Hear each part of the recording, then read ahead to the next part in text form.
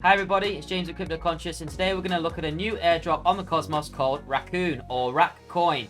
Crypto is really the Wild West at the moment, and there's lots of new things coming out, so I'm going to try and take you through this as quickly as possible. We'll have a look at their following, who is eligible and when, their tokenomics, and what they actually intend to do, with some examples and their white paper. So let's get bloody into it. Firstly, looking at their Twitter, we can see they've only been around for a month, starting in January 2022, and they've already amassed 1,534 followers. Not bad. From what I can see, they do not have a Discord and they do not have a Telegram yet. However, they do have a white paper, kind of. Now let's get to the most important part. When airdrop, bro? When airdrop? Love it. Alright, so firstly, the airdrop will come in the form of RAC coin, and this RAC will grant you access to NFTs on the platform, which are probably going to be like Racoons. I'll show you that in a moment. So here's the nitty gritty. You need to be staking 10 Juno. The current price of Juno is £23.4. So you need to be staking £234 worth of Juno, or $316.79 clean. Not a small asking price. You can stake it in multiple validators, but make sure you're not staking it in a 0% commission validator, and you're not staking it in a large validator like Binance or Kraken, okay? Be safe to make sure you qualify. The snapshot will happen this week, so you still have time. Alright, moving forward, let's have a look at their tokenomics. They have published this handy little pie chart for us. Look how massive this first airdrop is, 50% of their entire tokens. Depending how much this initial team invests in the project, that could be worth a lot, or it could be worth absolutely nothing. We are yet to determine that. Total supply is 1 million tokens, with 92% given to the community, so it's very community oriented. 4% is given to the devs, which is going to be very important if it's an NFT platform. You need people to make good art consistently. You might as well pay them for it, because they're probably going to make better art. There's going to be giveaways and contests to kind of promote the product. No doubt there'll be meme contests and whatnot, and design contests. 5% for the decentralized exchange, so you're going to be able to provide liquidity for the coin in pairs. So I'm guessing that's going to incentivize the exchange there. So if you put 50% of Juno and 50% of RAC together,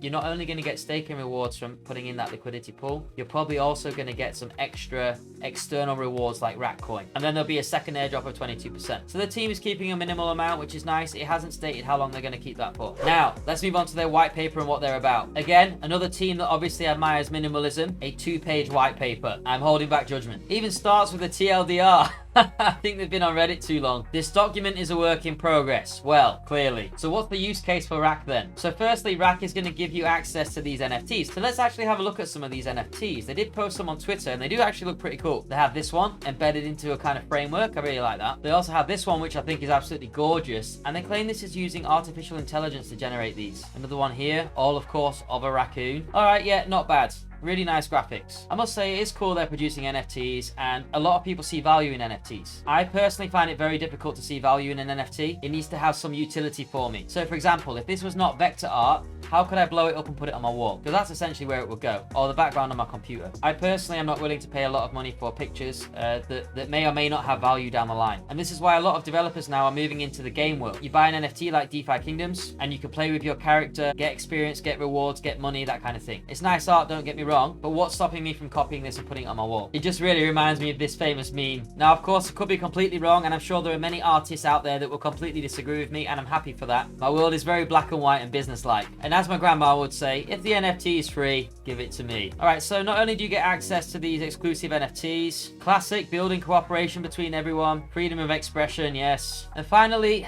another one, token holders will have governance over the project. So essentially giving back to the community, and then the community can run the project by making proposals, voting on proposals, and deciding how to use the funds to generate more NFTs, pay what to what artists.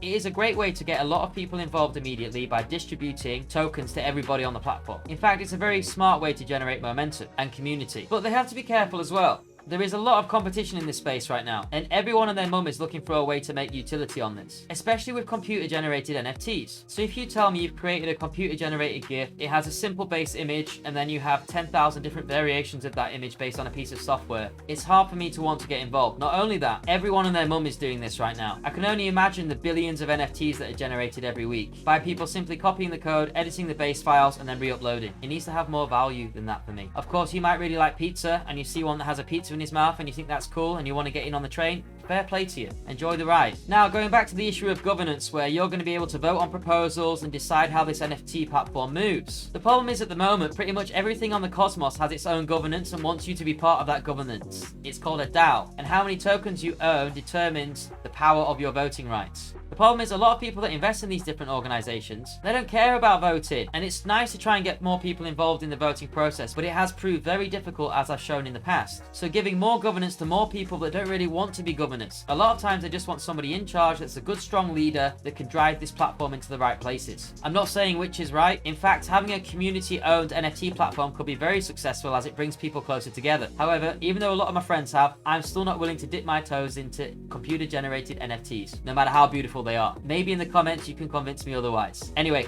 it's wonderful to get a new airdrop on the Cosmos, and I hope my video was useful today. If you do decide this protocol is for you, I wish you the best of luck. Anyway, it's James from Cryptoconsh. I hope you all have a good day, and I'll see you next time.